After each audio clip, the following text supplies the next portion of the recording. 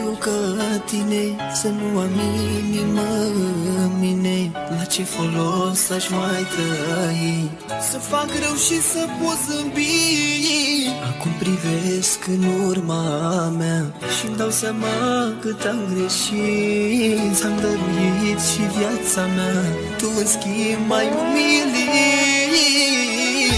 Hai să plângi nopți, mă vei striga, îți vei da seama ce-ai greșit.